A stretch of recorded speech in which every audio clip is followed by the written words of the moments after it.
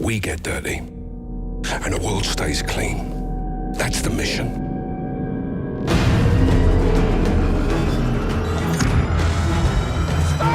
Where's Barkov? You can't know war unless you have fought arse over elbow in some shit bog full of traps.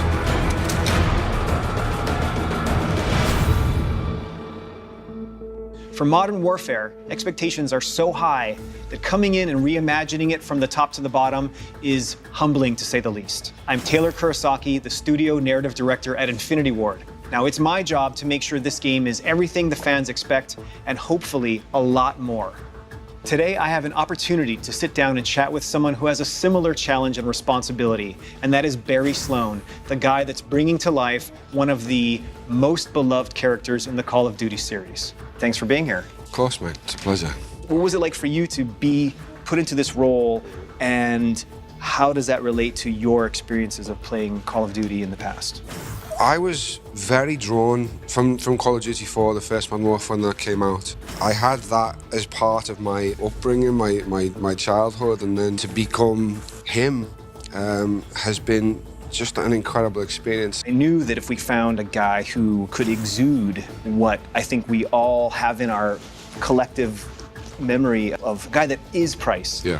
the ceiling would be way higher. And I think that's what we got with you. And obviously I wasn't aware because you weren't saying it was Captain Price. You were just saying, I can't remember the name on the audition, but it was Commander Sykes. Yeah. I knew in that moment, I felt like, okay, this is the guy.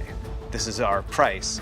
I wanted to be able to drop your voice into a real thing that we were working on. Okay. And so I couldn't have you say, under my command, Exactly, yeah. Commander Sykes. Yeah, exactly. Yeah. So I crossed out Commander Sykes, and I probably shouldn't have done this. It's probably a total breach of protocol I and enjoyed it. whatever. But I just wanted to hear your voice saying those words. Yeah. So I crossed it out, Yeah. and I wrote, under my command, Captain John John Price. Price. Yeah. And I do remember saying, oh, that's a name drop. Right there, that second, I was like, okay, here we go.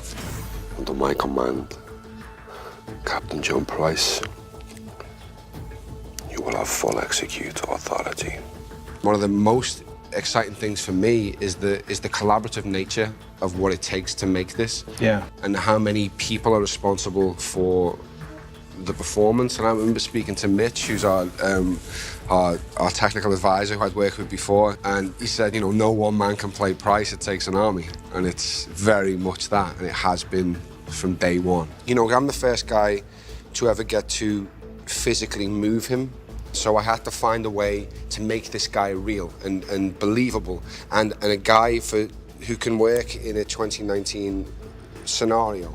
Above all else, he is a protector, and he is a guide. But I wanted to make sure that in every scene I'm checking in on the person that I'm with. But I tried to make this Price be someone who you would aspire to be. Well, it's not over yet. Trust me. I always have. For you, I mean, you've got not just one character's work to worry about. You have the entire franchise on your shoulders. How did you feel about having to take that on?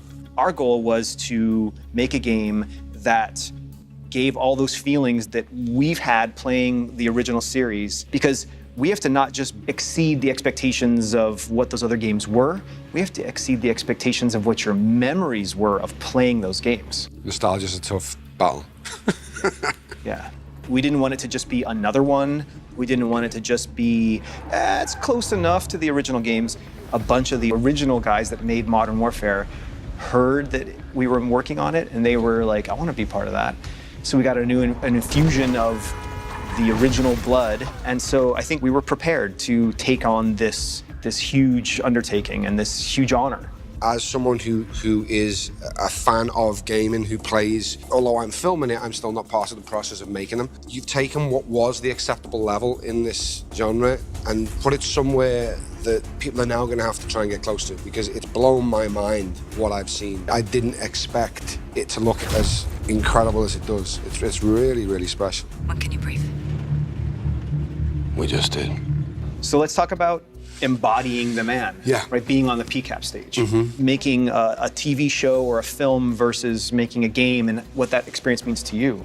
There's much more parallels to theatre and video game because you're being asked to dispel belief in a similar way. You know what I mean? It's that you know you're going into a make-believe world quite clearly. You're separated from it, but your brain allows you to believe aspects are real. You can almost touch it these days with the way video games look, and so that aspect of bringing your audience to you it feels like theatre to me in that sense as well, and certainly the way we film it, because when you're on a film set or a TV set, like now I can look at the camera, I can speak to the operator, and I can know, okay, this is probably a tight shot.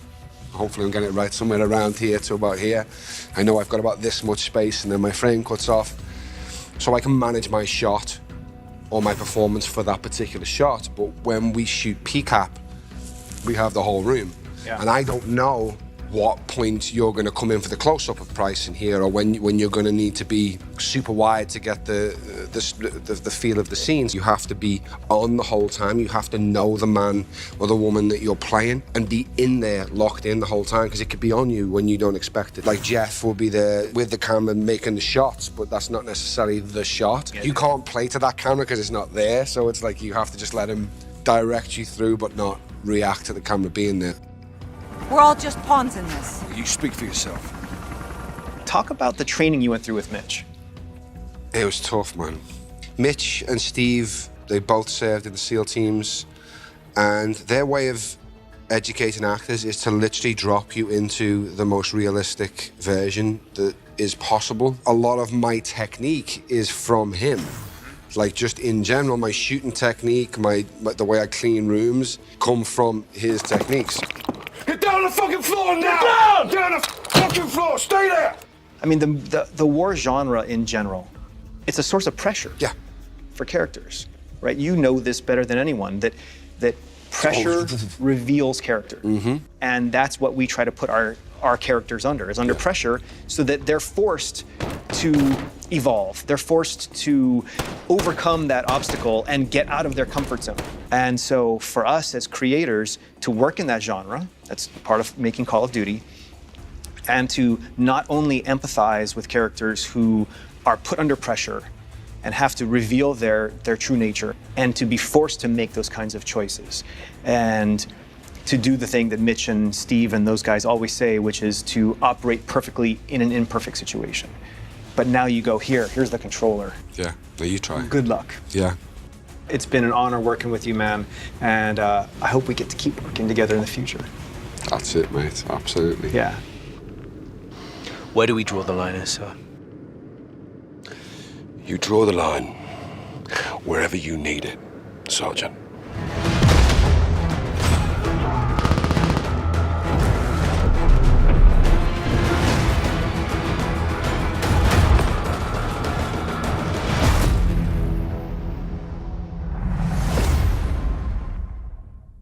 Purchase digitally and get the XRK Weapons Pack. Play first on PS4. プレイステーション